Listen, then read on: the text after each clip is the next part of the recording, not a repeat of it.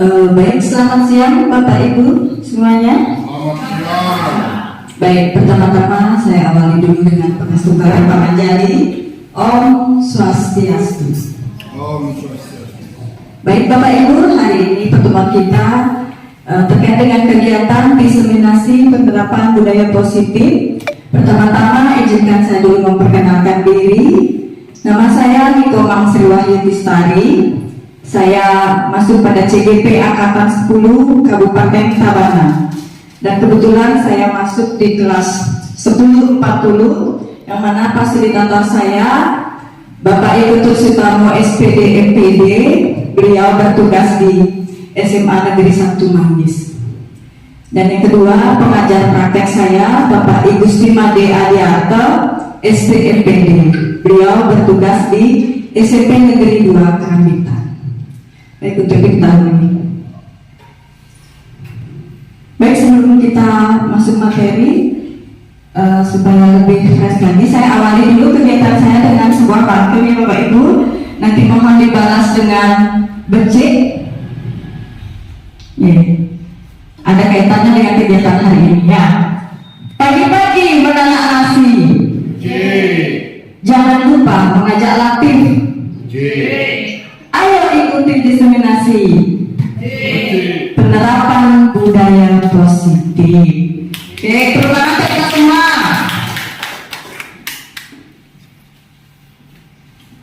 Nah, supaya nggak ngantuk nih, saya punya game tebak gambar. Silakan Bapak Ibu menebak gambar yang ada di layar. Nah, ada kucing. Silakan ditebak. Ada yang bisa menebak? Silakan. Gambar apa saja yang ada? Siapa yang mau menebak? Kita lihat ya, benar nggak kucing belang ya? Kok bisa kucing belang ya Bu ya? Ada gambar kucing.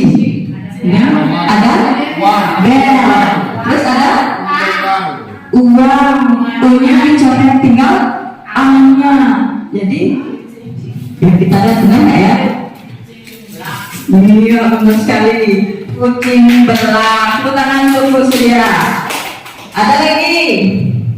Biar nggak ngantuk ya Bapak Ibu. Nah, gambar apakah itu? Petenis sandal. Petenis sandal. Dari mana itu bisa petenis sandal Ibu?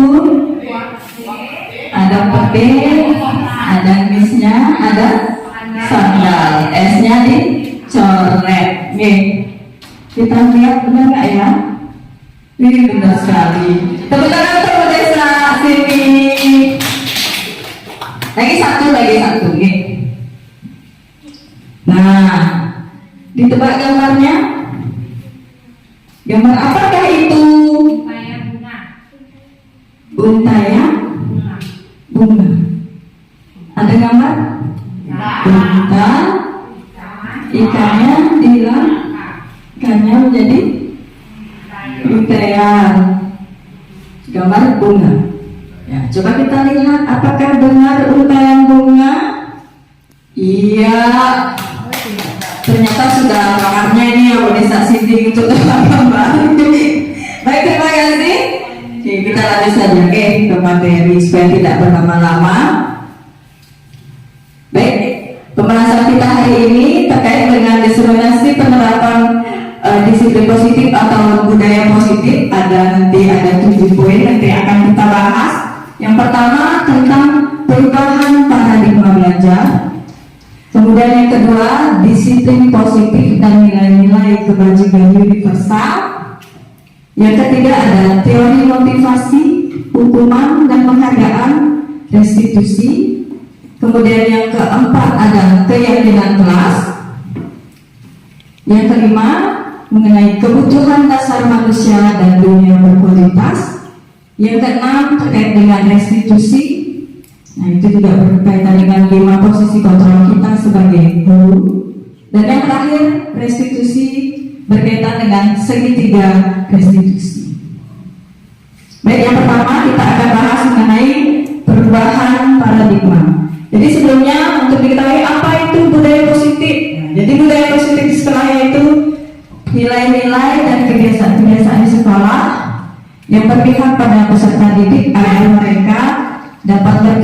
menjadi pribadi yang kritis, penuh hormat dan bertanggung jawab.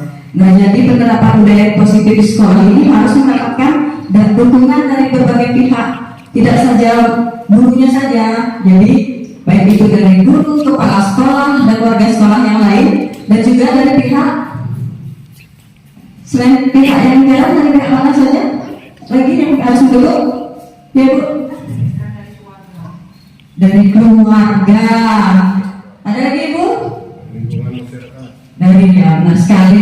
Jadi dukungan itu tidak hanya dari pihak intern sekolah saja, jadi perlu juga dari pihak eksternal seperti orang tua murid yang tadi disampaikan oleh Bu Desa Cindy dari keluarga, dan Pak Dinada juga tadi menyampaikan dari lingkungan masyarakat. Itu sangat berperan sekali demi lancarnya penerapan atau berjalan lebih baik lagi penerapan disiplin positif ataupun budaya positif di sekolah kita. Nah, perubahan paradigma. Jadi untuk membangun budaya positif, sekolah perlu menyediakan lingkungan yang positif. Tadi sudah disampaikan juga dari berbagai dukungan dari berbagai pihak. Jadi lingkungan positif, aman dan nyaman agar murid mampu berpikir, bertindak dan menciptakan dengan merdeka, mandiri dan bertanggung jawab. Jadi lazimnya disiplin dikaitkan dengan kontrol, dalam hal ini kontrol guru dalam menghadapi murid. Ya, nah perubahan paradigma ini maksudnya bahwa sebelum dan sesudah kita menerapkan budaya positif, apa yang terjadi, perubahan apa yang sudah terjadi. Jadi menurut Ki Hajar Dewantara, kita mempunyai tujuan pendidikan. Apa itu tujuan pendidikan menurut Ki Hajar Dewantara? Yaitu menuntut segala kodrat yang ada pada anak-anak agar mereka dapat mencapai keselamatan dan kebahagiaan setinggi-tingginya, baik sebagai manusia maupun sebagai anggota masyarakat. Nah, di sini kita sebagai seorang guru harus mampu menuntut murid kita untuk mencapai kebahagiaannya sesuai dengan kodrat alam dan kodrat zamannya. Ada yang bisa memberikan penjelasan apa itu maksudnya sesuai dengan kodrat zaman atau kodrat alam? Bisa memberikan pendapat sedikit tentang kodrat alam, apa yang maksud dengan sesuai dengan kodrat alamnya? Ada yang bisa memberikan? Mungkin bisa bantu sesuai dengan kodrat alam. Terima kasih Ibu. Menurut saya sesuai dengan kodrat alam itu adalah sesuai dengan apa yang dimiliki bakat dan anak itu tersebut. Jadi pembelajaran itu bersifat menghambat kepada murid sesuai dengan bakat alami yang dibawa oleh anak tersebut. Sedangkan kodrat zaman adalah pembelajaran yang dilangsungkan itu sesuai dengan peradaban atau zaman yang sekarang sedang kita, seperti misalnya guru merdeka seperti itu. Jadi tidak meninggalkan kodrat zamannya dan tetap mengarah kepada kodrat alamnya. Terima kasih Ibu Desa atas pendapatnya. Jadi kita sebagai guru harus bisa menuntut murid itu sebagai sesuai dengan kodrat alam dan kodrat zaman. Itu maksudnya bahwa tadi sudah disampaikan oleh Bu Desa bahwa kodrat alam itu sesuai dengan minat bawaan dari lahir di desa ini, dari lahir. Kemudian kodrat zaman itu seiring dengan perkembangan teknologi. Jadi kita harus menuntut murid, jadi berpihak pada murid apapun itu. Jadi rancangan pembelajaran kita harus selalu berpihak atau berpusat pada murid. Jadi kita sesuaikan dengan kebutuhan murid, minat, bakat, karakter murid. Jadi nanti sehingga terwujud profil pelajar Pancasila. Nah, perubahan paradigma di sini, siapa sesungguhnya yang memiliki kontrol? Jadi stimulus responnya, misal kita mencoba mengubah orang agar berpandangan sama dengan kita. Nah, paradigma ini harus kita ubah ya. Kita tidak boleh memaksa orang untuk memiliki pandangan yang sama dengan kita. Jadi teori kontrol yang kita lakukan bahwa kita harus berusaha memahami pandangan orang lain tentang dunia. Jadi kita harus selalu mendengarkan pendapat orang. Jadi tidak boleh kita memaksakan agar orang itu berpandangan sama dengan kita. Dalam pembelajaran pun juga demikian. Ya. Pendapat kita terhadap anak-anak, kita tidak bisa memaksakan anak-anak si A harus begini, harus sama dengan si B. Tidak bisa dipaksakan seperti itu.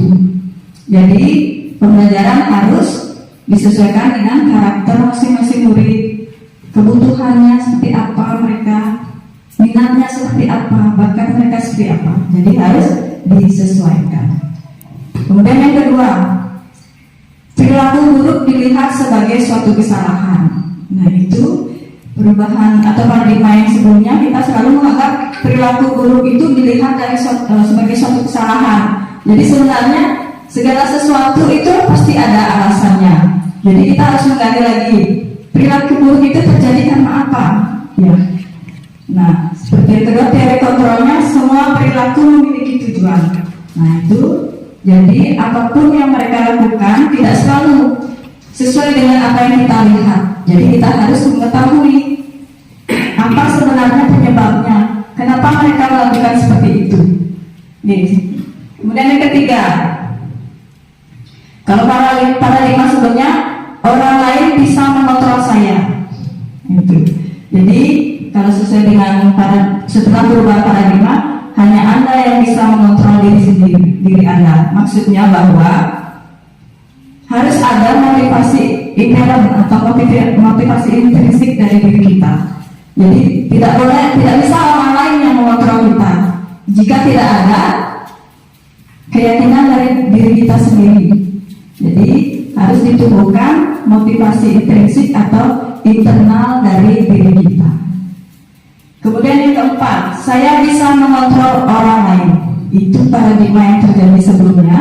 Jadi akan berubah menjadi Anda tidak bisa mengontrol orang lain. Nah ada kaitan juga dengan yang nomor 3. Jadi baik, kita tidak bisa dikontrol oleh orang lain juga tidak bisa mengontrol diri kita. Jadi kontrol itu hanya bisa dilakukan oleh diri sendiri. Jadi harus ada motivasi dari dalam diri kita sendiri. Demikian juga dengan anak-anak. Kita tidak bisa mengontrol mereka dengan memaksa. Kalau tidak ada kontrol dari diri mereka sendiri, ada yang memacu untuk memunculkan motivasi intrinsik atau inherent dari mereka sendiri. Kemudian yang kelima, pemaksaan ada pada saat rujukan gagal. Nah itu paradigma yang sebelumnya. Kemudian kita akan kontrol menjadi kolaborasi dan konsensus menciptakan pilihan-pilihan baru. Jadi, gimana maksudnya? Ada yang tahu? Kolaborasi dan konsensus menciptakan pilihan-pilihan baru. Ada yang bisa memberikan penjelasan? Bu Desa, bisa lanjut? Menurut saya kolaborasi dan konsensus menciptakan pilihan-pilihan baru itu adalah memberikan kesempatan atau pilihan kepada di sini tanda kutip peserta didik. Jika yang mengalami suatu kegagalan, hendaknya kita tidak memaksakan pilihan kita sendiri. Jadi kita tetap menanyakan permasalahan atau alasannya dengan memberikan pilihan kepada si siswa tersebut agar dia dapat konsekuen di dalam menunjukkan pilihannya itu supaya nanti tidak melakukan kesalahan itu lagi dan tetap berkolaborasi dengan gurunya. Baik, terima kasih Bu Esa atas masukannya. Jadi kita tidak memberikan satu pilihan saja ketika proses pembelajaran. Jadi kita kembalikan lagi ke anak-anak, sesuaikan dengan kebutuhan mereka. Jadi tidak memberikan satu pilihan dan memaksa anak-anak itu harus melakukan atau mengerjakan pilihan pada satu pilihan saja. Kemudian yang terakhir, model berpikir menang atau kalah.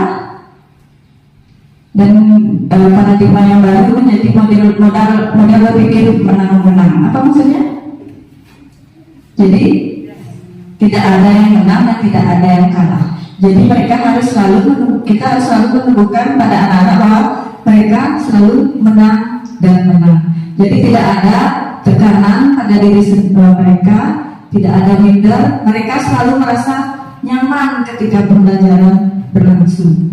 Misalnya mereka kita ada tagihan untuk anak-anak, kita tidak menyalahkan apa yang mereka kerjakan, apa yang mendapat mereka, kita tidak menyalahkan, tapi kita selalu memberikan masukan kepada mereka. Berikutnya masuk ke materi berikutnya tentang disiplinnya. Apa makna disiplin? Ya, jadi menurut Bapak Ibu disiplin itu apa? Secara umum mungkin ada yang bisa menyampaikan apakah itu disiplin? Pada aturan. Ya, satu, taat pada peraturan. Kan ada yang lain?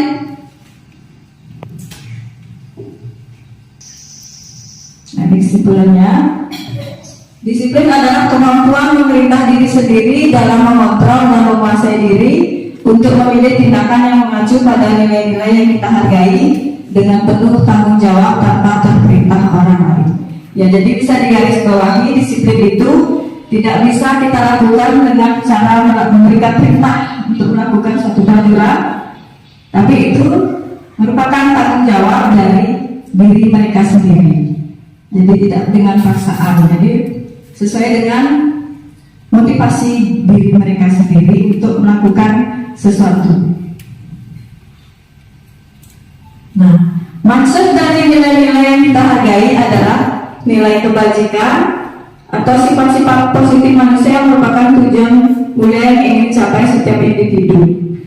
Jadi nilai-nilai kebajikan yang ingin dicapai oleh setiap anak Indonesia kita kenal dengan profil pelajar Pancasila, di mana pada profil pelajar Pancasila ini ada 6 dimensi profil Pancasila. Jadi yang pertama, beriman, bertakwa kepada Tuhan Yang Maha Esa, dan berakhlak mulia. Kemudian yang kedua, mandiri. Yang ketiga, bernalar kritis. Yang keempat, berkebinekaan global. Yang kelima, bergotong royong. Dan yang terakhir, kreatif. Apa yang dimaksud dengan, kalau beriman sudah bisa dijelaskan bahwa anak-anak itu bertakwa ya pada Tuhan Yang Maha Esa. Dengan cara apa mungkin? Diterapkan di sekolah? Tulisan dia setiap sebelum dan sudah pembelajaran. Ada lagi mungkin? Ya, Rasulullah nyaman untuk nonton film. Ada lagi Bu? Ya, mengucapkan salam pangan jali. Ada lagi? Piodalan Saraswati juga termasuk. Setiap 6 bulan sekali kita sudah melakukan semua sesuai dengan dimensi yang pertama, yaitu beriman, bertakwa kepada Tuhan Yang Maha Esa. Yang kedua, mandiri. Apa maksudnya mandiri?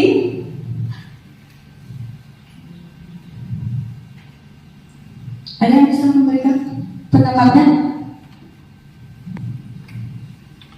Mereka mungkin? Apa yang dimaksud dengan mandiri? Mandiri ya, maksudnya bisa bertanggung jawab sendiri mengenai apa yang dia kerjakan, harus dikerjakan dengan hati nuraninya sendiri.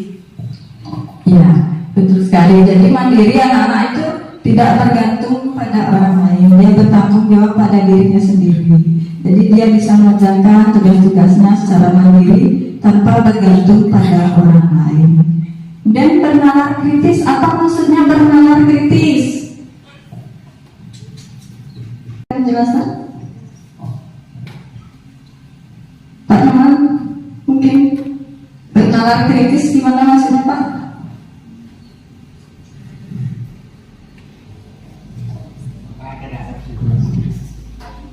Peka terhadap situasi, misalnya. Ya, jadi bernalar kritis artinya anak-anak itu mampu berpikir secara lebih jauh lagi, lebih mendalam pada setiap permasalahan yang mereka hadapi. Tidak hanya berpikir secara global atau secara umum. Jadi mereka bernalar kritis lebih kritis seperti kata-kata itu, lebih mendalam lagi pengertiannya. Kemudian berkebinekaan global, maksudnya apa? Menghargai perbedaan. Ya, menghargai perbedaan. Misalnya perbedaan apa? Agama, budaya, suku, adat istiadat, ras, yang lainnya. Kemudian yang kelima, bergotong royong. Apa maksudnya?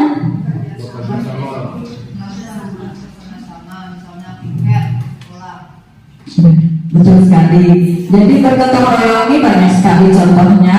Jadi anak-anak ini berkolaborasi, selalu bekerja sama dalam melakukan suatu kegiatan. Contohnya tadi Bu Madirasri juga menyampaikan seperti bikin yang dikerjakan secara bergotong royong. Misalnya bersih-bersih di halaman juga bisa dilakukan dengan bergotong royong. Jadi kita harus selalu menanamkan karakter gotong royong pada anak-anak. Selain mandiri tadi, gotong royong juga perlu ditanamkan. Dan yang terakhir, kreatif. Apa yang maksud kreatif? Kreatif dalam artian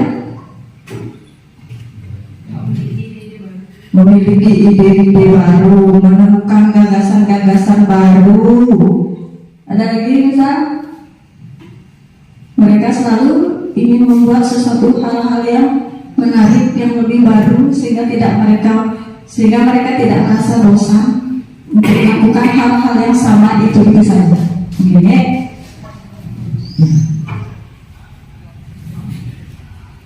Nah, kita lanjut ke teori motivasi perilaku manusia.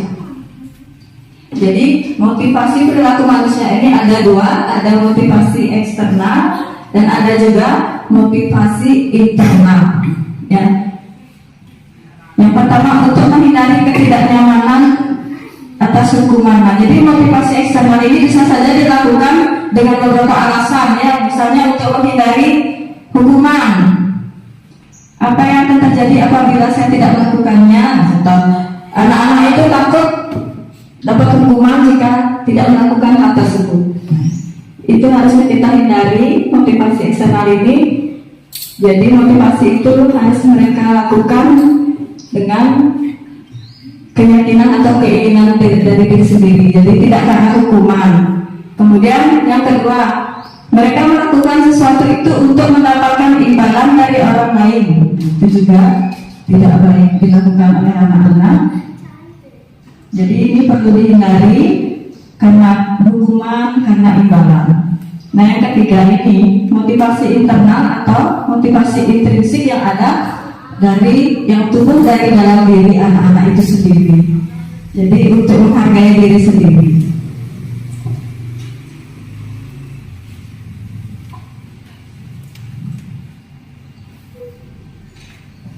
Berikut kita masuk ke keyakinan kelas. Apa itu keyakinan kelas? Keyakinan kelas adalah nilai-nilai kebajikan atau prinsip-prinsip universal yang disepakati bersama secara universal. Ya, jadi keyakinan kelas itu kita buat bersama dengan anak-anak. Jadi kita sebagai guru bukan kita yang menentukan atau membuat langsung keyakinan kelas dan kita memaksa anak-anak itu untuk mengikuti atau menerapkan keyakinan kelas itu. Jadi keyakinan kelas itu harus berdasarkan ide-ide atau gagasan-gagasan dari anak-anak sendiri. Jadi akan memacu atau memunculkan motivasi dari dalam diri anak-anak itu atau keyakinan mereka sendiri untuk menerapkan keyakinan kelas itu sendiri. Nah, jadi dalam pembentukan keyakinan kelas ada 6 poin.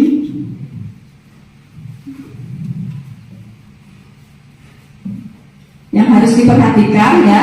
Yang pertama, keyakinan kelas itu bersifat abstrak daripada peraturan yang lebih rinci dan konkret.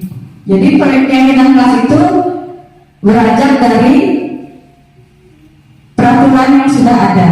Ini dari peraturan sekolah yang sudah ada itu kita ubah menjadi suatu keyakinan kelas. Kalau peraturan biasanya dilakukan anak-anak dengan cara apa? Terpaksa ya, terpaksa. Itu peraturan, dipaksa harus mematuhi peraturan itu. Jadi untuk pemahaman Bapak Ibu, itulah di sana perbedaan peraturan dan keyakinan. Peraturan itu agak memaksa anak-anak untuk mematuhinya.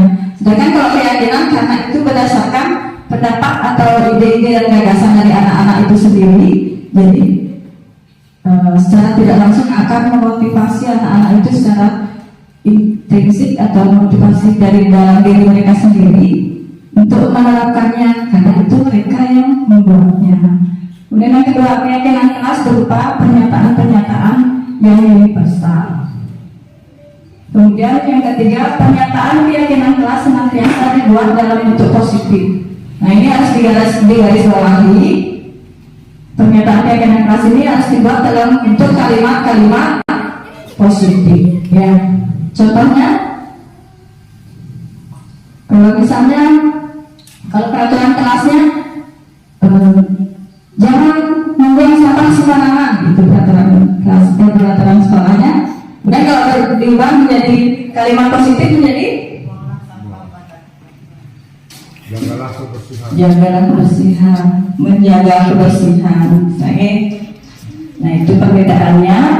Kemudian yang keempat, keyakinan kelas hendaknya tidak terlalu banyak sehingga mudah diingat dan dipahami. Jadi kalau buat keyakinan kelas jangan pakai kalimat yang panjang-panjang, yang cukup yang pendek-pendek. Contoh disiplin.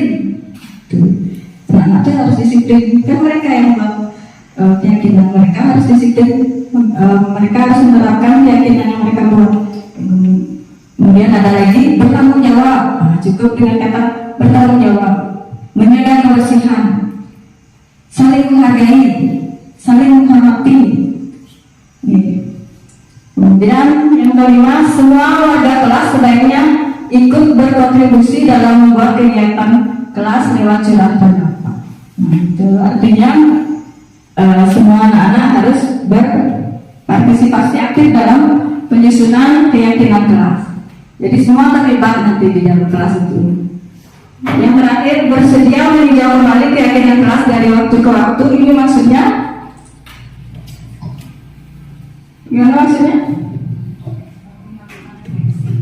Ya, bisa dengan melakukan refleksi, artinya tidak hanya itu saja, tidak harus kita di tahun-tahun berikutnya keyakinan kelasnya itu aja yang terus dipakai.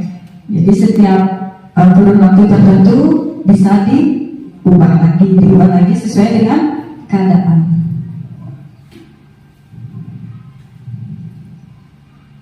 Nah, ini kalimat-kalimat yang dari peraturan ke menjadi keyakinannya. Contohnya, misal peraturannya selalu kembalikan buku ke tempatnya, jadi menjadi tanggung jawab. Ya. Kemudian dilarang mengganggu orang lain. Cukup di keyakinan kelas menghormati orang lain dan diri sendiri. Dan hadir di sekolah 15 menit sebelum pembelajaran dimulai. Jadi di kalimat keyakinan kelasnya menghormati orang lain bisa. Yang berkomitmen cukup boleh. Dan dilarang melakukan kekerasan. Jadi kalimat positifnya nanti bisa keselamatan gitu, buat keselamatan gitu, menghormati orang lain. Nah, kemudian untuk peraturan dilarang menggunakan narkoba. Cukup nanti di keyakinan kelas buat kata-kata positifnya, kata positifnya kesehatan. Tidak perlu panjang-panjang. Nanti Bapak Ibu guru kelas terutama nanti setiap kelas harus ada keyakinan kelas. Nanti ada videonya bagaimana cara Bapak Ibu membuat keyakinan kelas. Nanti bisa dilihat contohnya seperti apa, bagaimana cara kita menyusun keyakinan kelas. Nah, ini contohnya yang sudah terapkan di kelas 6. Ketika 6 untuk tahun ajaran yang baru.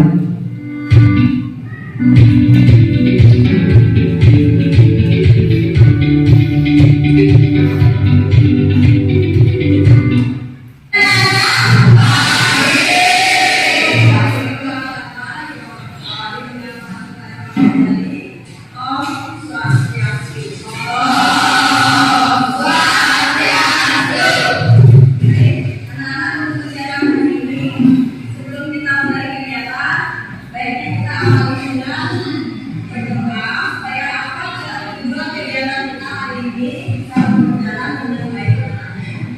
Untuk itu mari kita mulai. Berdoa selesai. Hari ini kegiatan kita akan membuat satu keyakinan besar.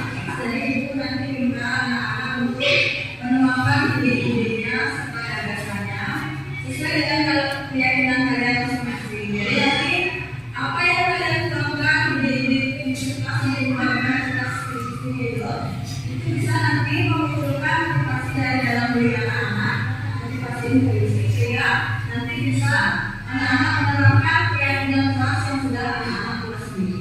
Jadi nanti ibu bagikan kertas, nanti anak-anak menuliskan pada kertas itu ide-ide atau gagasan-gagasan yang akan kita tuangkan dalam keyakinan kelas yang Nah, jadi di sini kita meminta anak-anak untuk menuliskan ide-ide mereka, gagasan mereka dalam bentuk kalimat positif. Kita bebaskan mereka membuat kalimat positif apa yang mereka yakini.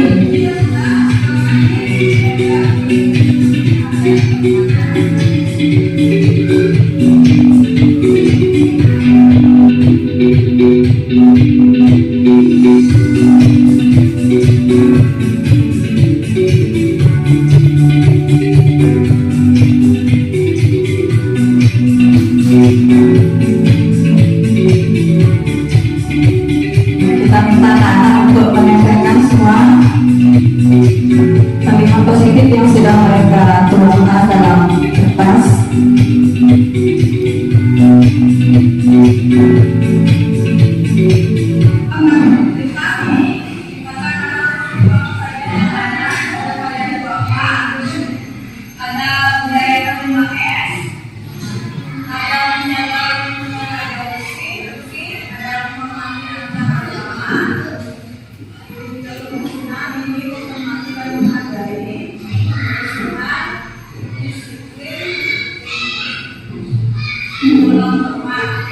Jadi ibu minta bantuan anak siapa yang mengumpulkan, artinya mengelompokkan kata-kata yang sama nanti karena suka kanan satu baris. Nah, jadi kita minta anak-anak mengelompokkan, pasti dari sekian ide atau pendapat itu pasti ada yang sama. Jadi kita kelompokkan saja kata-kata atau kalimat positif yang sama. Jadi tidak ada banyak nanti di keyakinan kelas, kita sudah kelompokkan.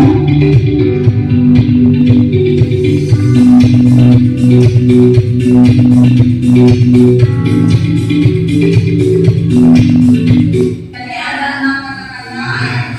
Setelah dikelompokkan jadi 6 kata. Yang pertama disiplin, yang kedua saling pengertian dan menghargai, yang ketiga bertanggung jawab, yang keempat budaya K5S, senyum sama salam sopan santun, ya. Kemudian yang kelima menjaga kebersihan dan yang terakhir menolong. Jadi sesuai dengan urutan ini nanti anak-anak tuangkan di dalam kertas ini menjadi sebuah poster ya. Jadi anak-anak berkreasi membuat poster keyakinan kelas sesuai urutannya dengan yang ada di depan ya. Silakan. Nah, jadi di sana setelah semua dikelompokkan kata-kata atau kalimatnya, kita bisa meminta anak-anak menuangkannya baik itu dalam bentuk poster, dalam bentuk gambar, tergantung keinginan anak-anak.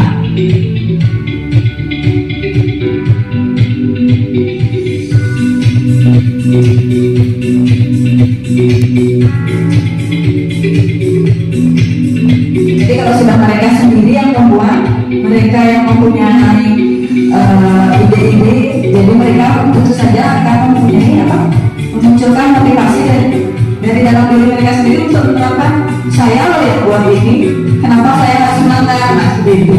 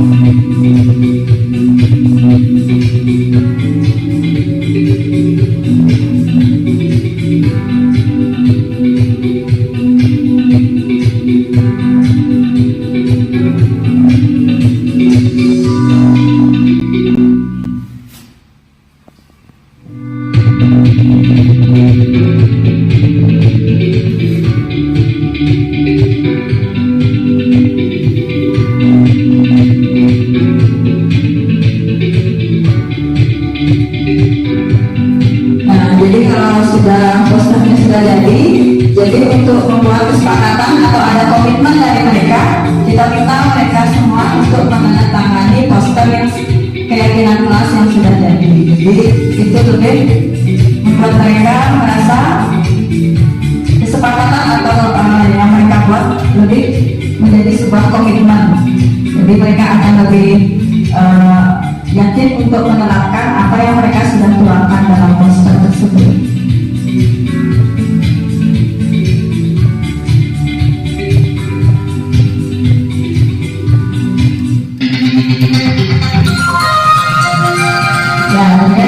Bagaimana langkah-langkah kita membuat keyakinan kelas? Mungkin Bapak Ibu sudah memahami bagaimana cara membuat itu, makin bisa diterapkan nanti di kelasnya masing-masing. Mungkin ada pertanyaan untuk keyakinan kelas? Ada yang kurang dipahami dari video yang tadi ditampilkan? Langkah-langkah yang mana mungkin belum dipahami? Sudah ya? Nih, kalau sudah saya lanjut nih. Nah, kita masuk ke materi berikutnya mengenai kebutuhan dasar manusia. Jadi kebutuhan dasar manusia ini ada 5, yaitu yang pertama cinta kasih atau diterima. Jadi setiap anak-anak itu memerlukan cinta kasih, baik itu dari guru, dari teman-teman, dari keluarga, dan warga sekolah yang lainnya. Kemudian kesenangan. Anak-anak itu perlu juga kesenangan dalam mengikuti pembelajaran. Jadi kita harus merancang proses pembelajaran atau merancang pembelajaran itu agar anak-anak merasa senang mengikuti pembelajaran kita. Jadi tidak bosan mengikuti pembelajaran. Yang ketiga, kebebasan. Kebebasan ini memang dibutuhkan oleh anak-anak. Kita tidak mengacu pada satu kegiatan, jadi kita tidak mau memaksakan anak-anak untuk melakukan hal yang tidak mereka sukai. Jadi kita memberikan mereka kebebasan untuk memilih hal apa yang mereka sukai. Jadi mereka merasa nyaman dalam mengikuti pembelajaran. Dan keempat, penguasaan. Jadi perlu penguasaannya, artinya mereka perlu pengakuan bahwa mereka itu mampu dalam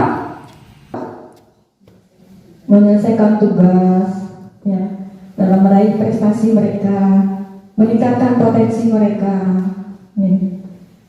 Yang terakhir, survival, artinya bertahan untuk hidup. Ya.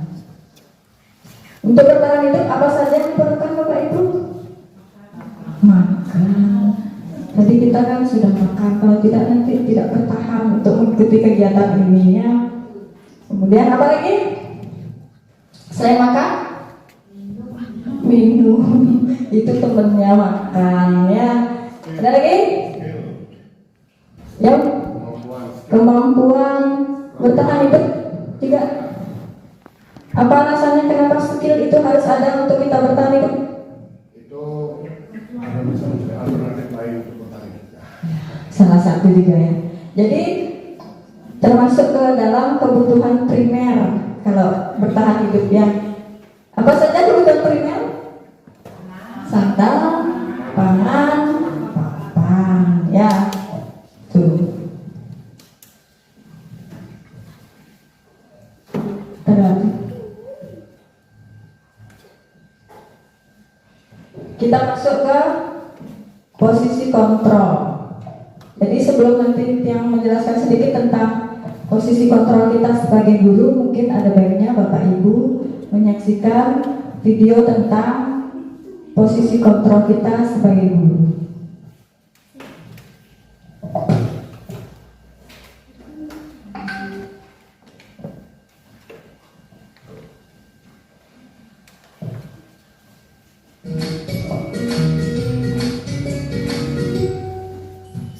Salam bahagia Ibu dan Bapak guru hebat. Dalam penerapan disiplin positif restitusi, salah satu program yang dikembangkan adalah 5 posisi kontrol. 5 posisi kontrol dalam restitusi adalah proses perjalanan seorang pendidik agar dapat mengenali dirinya. Baik Bapak Ibu, tadi kita sudah menyimak bersama-sama video tentang posisi untuk belajar. Baik Bu, terima kasih. Posisi manajer adalah posisi kontrol yang disarankan untuk membimbing murid memiliki sikap disiplin yang positif, yaitu murid yang mandiri, bertanggung jawab, dan dapat memecahkan masalah. Tujuan dari posisi ini adalah agar murid dapat berefleksi atas tindakannya. Guru akan dengan tulus memberikan pertanyaan-pertanyaan bermakna, sehingga membuat murid dapat belajar dari kesalahannya dan mencari sebuah solusi untuk menyelesaikannya. Ibu dan Bapak guru hebat, setelah mengamati adegan kelima posisi kontrol tadi, kira-kira posisi mana yang paling ideal? Posisi Baik Bapak Ibu, tadi kita sudah menyimak bersama-sama video tentang posisi kontrol seorang guru. Ada berapa tadi posisi kontrol yang disampaikan? Ada 5. Apa saja sebagai posisi kontrol? Sebagai penghukum. Kemudian apa lagi? Yang kedua? Membuat merasa bersalah. Pembuat merasa bersalah. Dan yang ketiga? Sebagai teman. Sebagai teman. Yang keempat? Pemantau. Dan yang terakhir tadi sebagai apa? Sebagai manajer. Nah, jadi di sini Bapak Ibu yang biasa diterapkan sebagai apa ya? Ada yang biasa menerapkan sebagai penghukum? Penghukum ya. Jadi kalau posisi sebagai penghukum itu tidak dianjurkan atau tidak disarankan atau dihindari. mana yang dapat menunjang motivasi intrinsik murid? Ya, tentu posisi manajer. Posisi ini memang posisi ideal yang ingin dituju.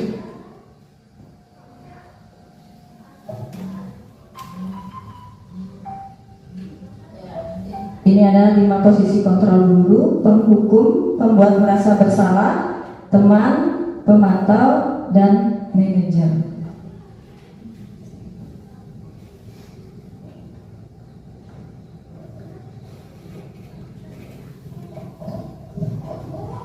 Jadi kalau sebagai penghukum itu biasanya kita tidak mau mendengarkan lagi alasan anak itu, kenapa dia melakukan kesalahan itu. Kita hanya bisa menghardik dan bentak-bentak, ya, langsung memberikan hukuman tanpa mau tahu apa sebabnya, apa alasannya anak itu melakukan kesalahan itu. Itu biasanya sebagai posisi penghukum. Jadi perlu dihindari posisi penghukum. Yang kedua juga pembuat merasa bersalah. Tadi seperti contoh di video,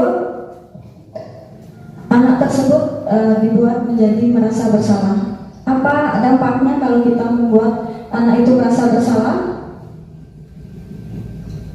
Anak itu akan merasa minder, ya betul sekali, merasa tertekan. Ya, jadi ini juga yang kedua harus kita hindari. Kemudian yang ketiga, sebagai teman, ada yang sudah melakukan ini, menerapkan posisi sebagai teman? Ada. Jadi sebagai teman ini juga bisa berhasil, tapi dalam dampaknya tidak dalam jangka panjang.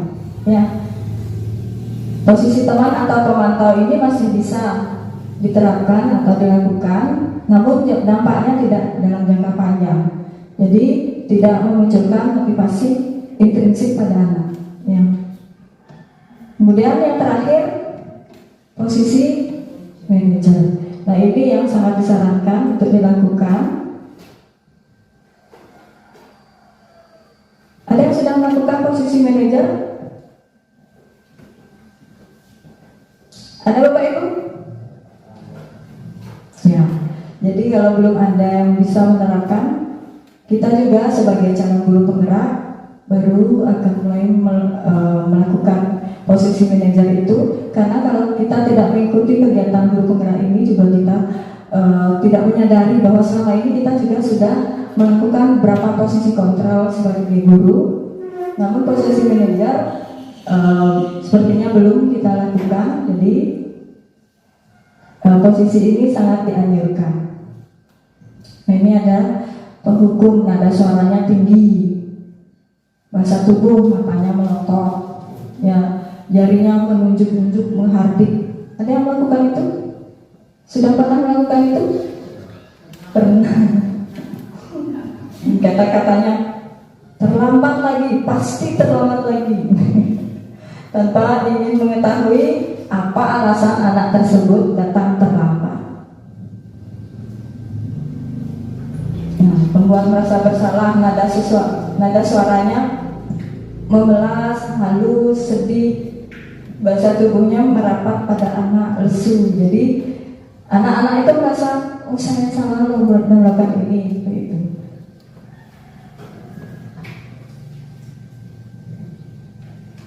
Sudah jelas tadi ya, sesuai dengan di video 5 posisi kontrol. Jadi yang mana yang kita harus hindari, yang mana kita bisa terapkan, dan yang mana yang sangat dianjurkan. Yang sangat dianjurkan itu posisi manajer. Nah, ini rangkumannya. Jadi 5 posisi kontrol, ada penghukum, identitas gagalnya, menghardik, menunjuk-nunjuk, menyakiti, menyindir. Kemudian pembuat merasa bersalah, berceramah dan mengatakan seharusnya. Ibu kecewa. Kemudian identitas berhasil, jadi teman dan pemantau masih masuk kepada identitas berhasil, namun berdampak dalam jangka pendek. Belum memunculkan motivasi intrinsik, ya. Misal membuatkan alasan-alasan untuk muridnya. Itu pada posisi teman. Kemudian pada posisi pemantau, menghitung dan mengukur. Kemudian yang manajer mengajukan pertanyaan-pertanyaan.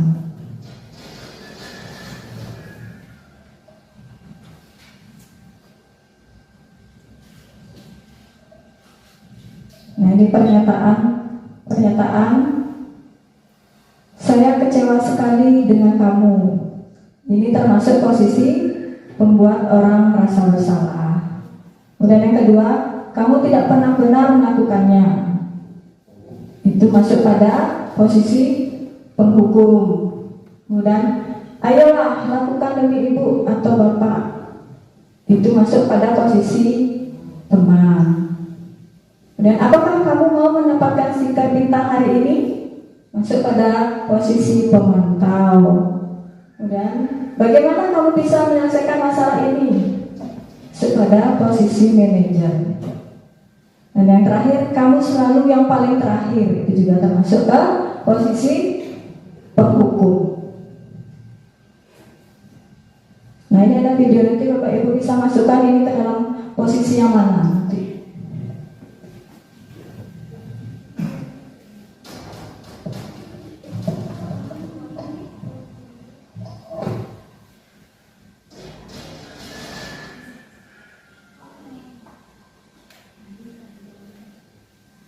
Nah, ini juga kondisinya anak ini sering datang terlambat. Ibu sudah pernah bilang kan sama kalian semua, kalau ibu sengaja mengambil jam pertama untuk mata pelajarannya ibu, untuk melatih kalian disiplin. Kalian tahu kan peraturannya ibu? Kalau ibu tidak akan mulai pelajaran kalau masih ada yang terlambat. Sedih nontonnya ya. Saya berkali-kali juga nonton, masih tetap nangis nontonnya. Jadi menyentuh sekali videonya, karena itulah bahayanya kita menerapkan posisi penghukumnya. Jadi di sana tadi ibu gurunya awalnya pakai apa? Ada pada posisi penghukumnya, pembuat merasa bersalah ya. Penghukumnya karena ibunya tidak mau mendengar alasannya di awalnya, kemudian membuat merasa bersalah karena dia tidak hadir, teman yang lain juga tidak bisa mengikuti pembelajaran seperti itu ya. Jadi posisi penghukum itu sebenarnya bisa dilakukan pada situasi tertentu ya. Contohnya kalau sekolah militer, di sekolah militer posisi penghukum itu berhasil, ya kan? Tapi berbeda dengan kita ya di satuan pendidikan seperti itu. Jadi di awal ibu gurunya nggak mau tahu alasannya kenapa dia datang terlambat, kenapa dia sering terlambat, kenapa dia tidak masuk. Nah jadi itu. Jadi perlu dihindari posisi penghukum dan pembuat merasa bersalah.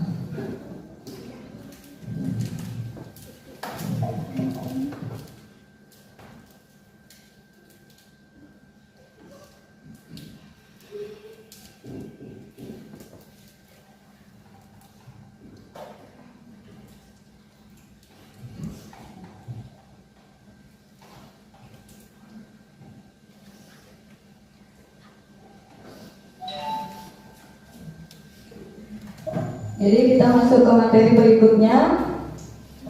Untuk posisi kontrol gurunya sudah ya, sudah dipahami yang 5 posisi. Jadi kita masuk ke segitiga restitusi. Jadi segitiga restitusi itu adalah proses menciptakan kondisi bagi murid untuk memperbaiki kesalahan mereka sehingga mereka bisa kembali pada kelompok mereka dengan karakter yang lebih kuat. Jadi melalui restitusi guru dapat membantu murid menjadi lebih memiliki tujuan, disiplin positif, serta memulihkan dirinya setelah berbuat salah. Kemudian bisa membantu murid untuk jujur pada diri sendiri dan mengevaluasi dampak dari kesalahan yang dilakukan. Dan yang terakhir memberikan penawaran bukan paksaan. Jadi restitusi yaitu proses di mana baik itu guru, murid dan orang tua melakukan proses perbaikan kesalahan yang sudah dibuat.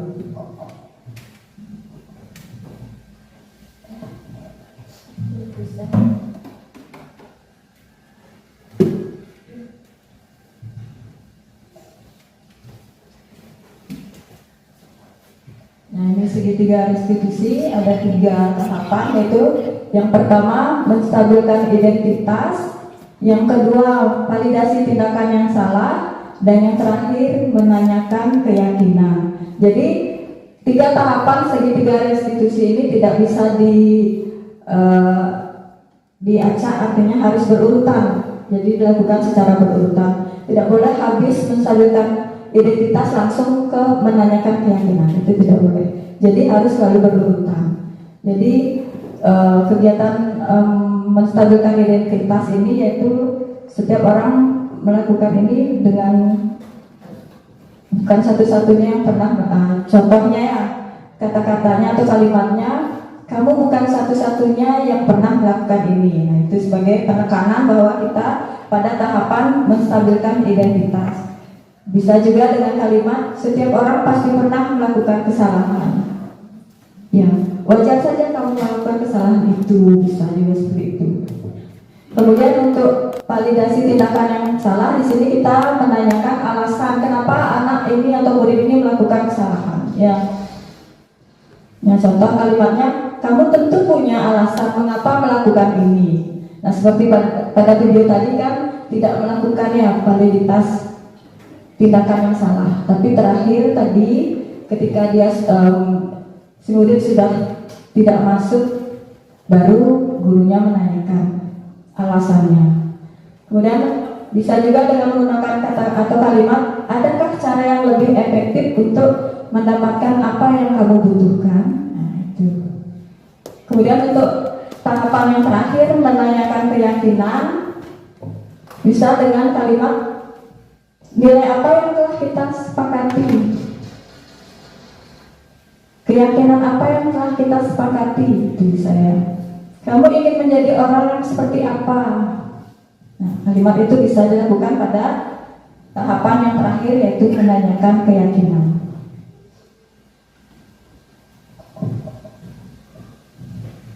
Nah, ini juga sama, kalimat-kalimat yang bisa dilakukan atau bisa disampaikan ketika pada tahapan menstabilkan identitas. Ya, berbuat salah itu tidak apa-apa. Tidak ada manusia yang sempurna. Saya juga pernah melakukan kesalahan seperti itu. Tapi kalimat ini kita lihat juga kasusnya ya. Kalau misalnya anak-anak itu mengkonsumsi narkoba, atau anak-anak ini melakukan pelecehan seksual misalnya, jangan Pak gurunya bilang sama nanti ya. Saya juga pernah melakukan kesalahan seperti itu, jangan seperti itu Pak guru ya. Tergantung kasusnya. Kita bisa menyelesaikan ini ya, bisa kalimat itu dipakai.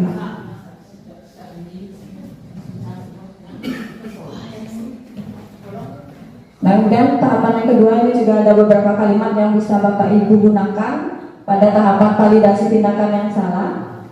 Misal, padahal kamu bisa melakukan yang lebih buruk dari ini ya. Kalau menyampaikan kalimat itu kira-kira seperti apa? Berarti anak-anak itu boleh melakukan hal yang lebih buruk. Seharusnya bisa. Ya, jadi maksudnya di sini kita lebih menekankan karena anak-anak itu tidak melakukan hal yang lebih buruk. Nah, itu maksudnya menekankan, bukan kita mendorong mereka untuk melakukan hal yang lebih buruk. Contohnya ada kasus mungkin anak-anak ini murid ini si A saling dibully oleh teman-temannya. Dia kan bisa saja melakukan hal yang paling buruk, bisa melempar dengan batu yang besar kepala itu sudah bocor, kan harusnya dia bisa melakukan hal yang lebih buruk, tapi dia hanya membentak-bentak atau emosi, mengeluarkan kata-kata yang kasar, itu contohnya. Sampai cuma sebatas itu. Jadi padahal kamu bisa melakukan ya yang lebih buruk dari ini, tapi Ibu hargai kamu tidak melakukan hal yang lebih buruk dari itu selanjutnya.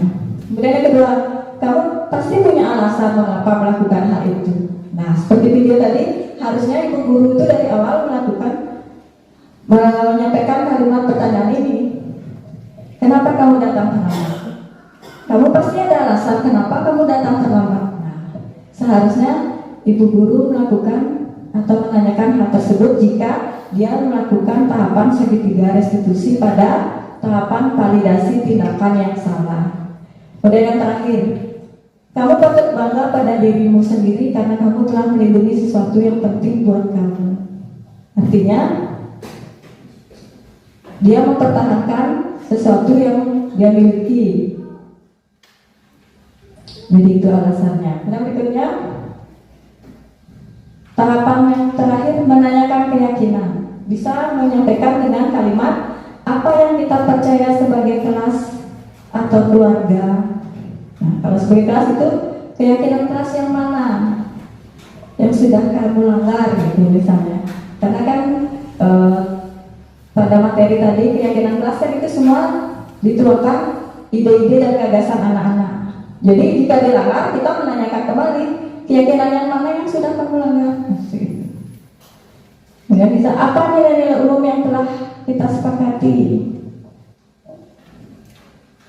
Jadi mengingatkan kembali anak-anak itu tentang keyakinan kelasnya. Terus apa bayangan kita tentang kelas yang ideal? Kamu menjadi orang seperti apa? Itu bisa disampaikan pada tahapan menanyakan keyakinan. Mungkin nanti Bapak Ibu setelah menerapkan posisi manajer, tentu saja otomatis Bapak Ibu akan melakukan 3 tahapan itu ya. Menstabilkan identitas, validasi tindakan yang salah, dan yang terakhir menanyakan keyakinan. Nah ini kemarin di modul 1.4 ini kita juga sudah segitiga restitusi yang terapkan pada anak kelas 6. Ada 2 kasus yang kita selesaikan, yang kita buat dengan penerapan segitiga restitusi. Ini contohnya ya, nanti Bapak Ibu bisa menerapkannya.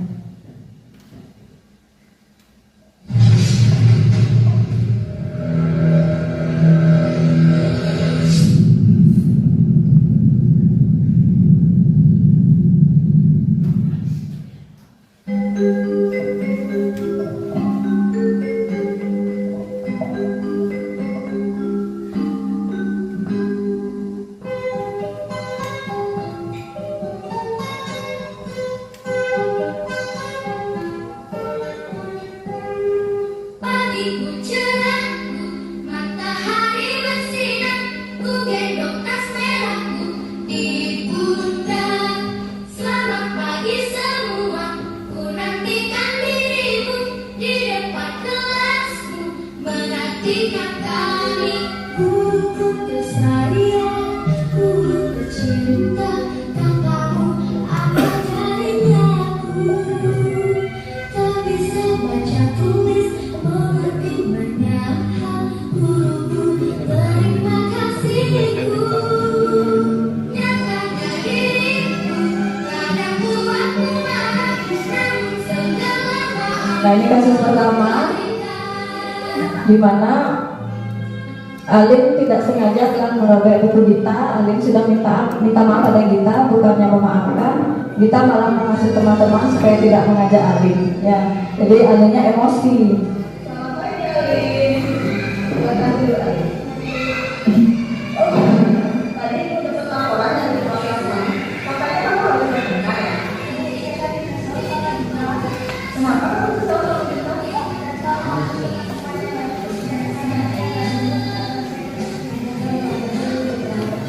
Oh seperti itu.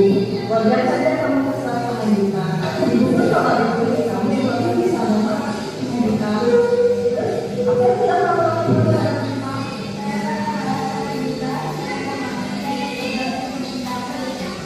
Baiklah, kamu lakukan itu. Kan pasti ada alasan. Boleh kalau alasannya?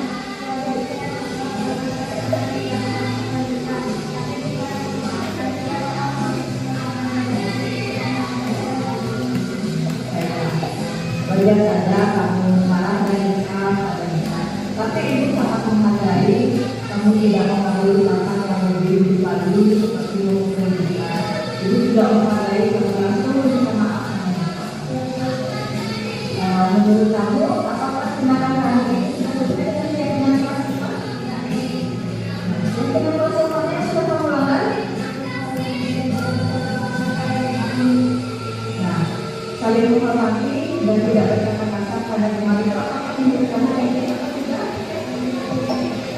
Baiklah, apakah kamu bersedia untuk memperbaiki masalah ini? Nah, jika kamu bersedia, apa yang akan kamu lakukan untuk memperbaiki masalah ini?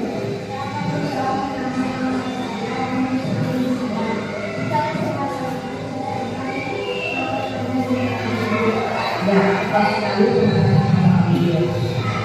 kamu harus tetap semangat ya, karena kamu bisa kembali lagi ke kelas dan lanjut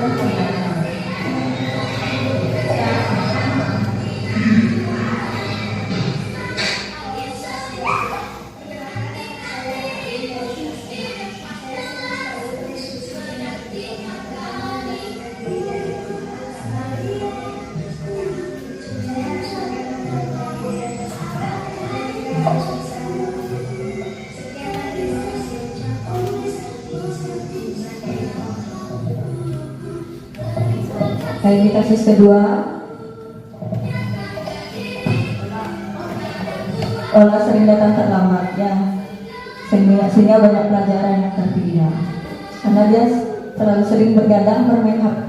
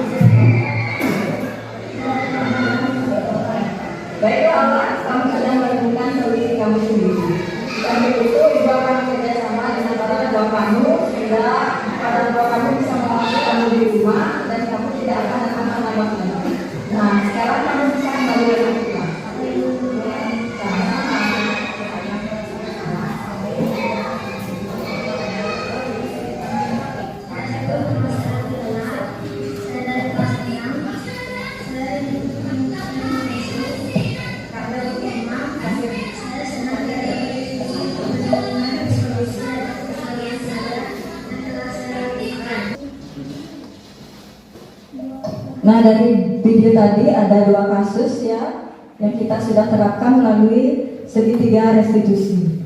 Jadi di kasus pertama Alim diajak oleh teman-temannya. Jadi di sana juga saya sampaikan bahwa Alim itu memang dia emosi, tapi dia hanya mengeluarkan kata-kata kasar dan sampai menggebrak meja. Tapi dia tidak melakukan hal yang lebih dari itu seperti memukul Dipa misalnya, ya seperti itu. Kemudian yang kedua, Ola sering datang terlambat. Kenapa dia sering datang terlambat? Kita menanyakan juga alasannya, karena dia sering bergadang dan bermain HP. Nah, jadi di sini kita terapkan segitiga restitusi dengan meminta solusi sendiri dari Ola. Apa solusinya? Jadi Ola berjanji nanti akan menyetel alarm misalnya, kemudian meminta ibunya atau orang tuanya untuk mengingatkan dia agar bangun pagi. Jadi di sini tidak terlepas dari dukungan juga dari keluarga dan orang tua. Jadi kita bekerja sama seperti itu. Nah, demikian materi yang sudah saya sampaikan pada kegiatan diseminasi penerapan disiplin positif atau budaya positif. Nah, dari materi yang telah saya sampaikan mungkin ada masukan dari Bapak Ibu guru, ada pendapat yang bisa nanti dia tambahkan nanti pada materi saya, bisa Ibu Desa memberikan masukan. Karena Ibu Desa ini salah satu guru CGP ya, CGP angkatan 9, mungkin sudah lebih dahulu mengetahui tentang materi modul ini. Jadi yang minta masukan dari Ibu Desa, silakan Ibu Desa. Terima kasih Bu Ayu. Kita di sini kebetulan sama-sama belajar nih Bu nih, walaupun yang dibilang sudah guru penggerak, tapi masih belum bisa melaksanakan 100%. Tapi di sini saya senang sekali bisa berada di sini kembali mengenang kemarin kegiatan kita di diseminasi kegiatan positif, budaya positif. Jadi memang akan betul-betul membawa aura positif. Dari pemaparan Bu Wahyu tadi sangat amat sudah bagus Bu, sudah memang betul-betul mencerminkan bagaimana nanti kita melakukan budaya positif di lingkungan sekolah. Semuanya sudah terpapar dengan jelas dan semoga nanti ke depannya kita bisa menerapkan kepada anak-anak, bukan kepada anak-anak saja, tetapi pada seluruh ekosistem sekolah, supaya kegiatan pembelajaran menurut Ki Hajar Dewantara yang berpusat kepada anak bisa dilaksanakan dengan baik tanpa merugikan pihak manapun. Terima kasih. Baik, terima kasih banyak Ibu Desa Cindy atas masukannya. Terima kasih. Jadi kita di sini nanti saling berbagi, Ibu, sharing apa yang kita ketahui nanti kita berbagi. Kita kembangkan nanti bersama-sama komunitas belajar kita di SD 1 Kampung Garu. Ini kebetulan kita nanti bertiga jadinya Bu dengan Bu Cindy sebagai kalau Bu Cindy sudah memegang gelar guru penggerak. Sementara saya dan Bu Surya masih calon guru penggerak. Jadi kita masih belajar. Mohon tetap nanti masukan dari Bu Cindy untuk kita ini kan baru modul 1 loh Bu Cindy. Modul 1 dan sampai 1-4. Kita baru masuk di modul 2. Nanti untuk modul berikutnya kita minta bantuan atau masukan-masukan dari Bu Cindy. Mungkin ada lagi pendapat atau masukan dari Bapak Ibu yang lain? Sebelum kita merefleksi kegiatan kita hari ini. Nah, kita kalau sudah tidak ada lagi mungkin kita merefleksi. Saya ingin tahu bagaimana perasaan Bapak Ibu setelah mengikuti kegiatan diseminasi ini. Ada yang bisa menyampaikan perasaannya? Bu Eka mungkin?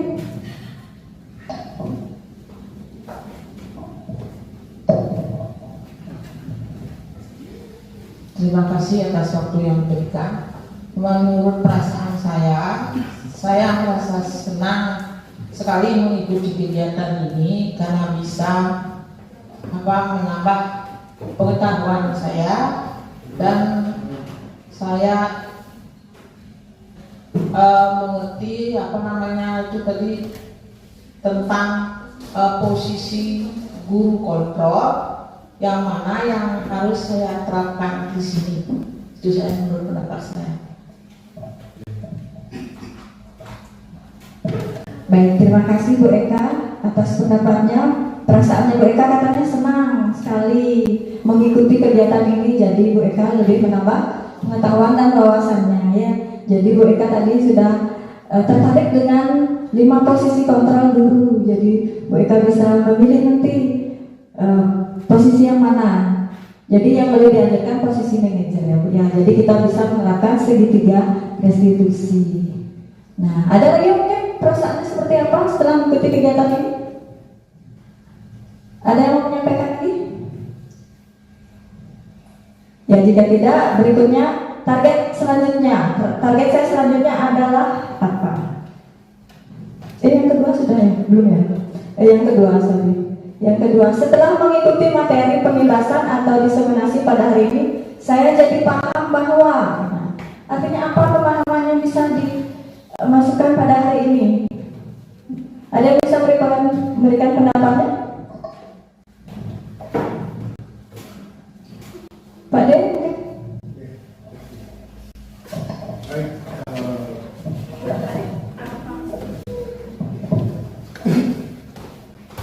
Setelah mengikuti materi pembebasan diseminasi pada hari ini, saya baru bisa membuka mata lebih luas ya, lebih jauh ke depan, yaitu tentang terutama yang saya soroti adalah 5 fungsi kontrol ya.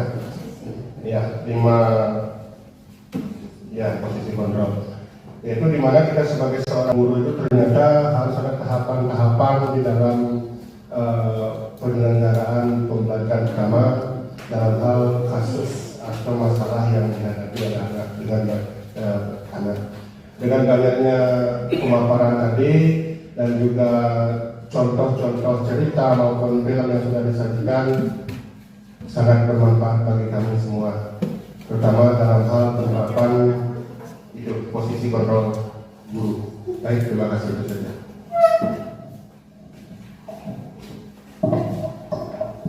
Baik, terima kasih Pak D atas pendapatnya. Jadi setelah mengikuti kegiatan hari ini, Pak D lebih memahami tentang bagaimana posisi kontrol sebagai guru.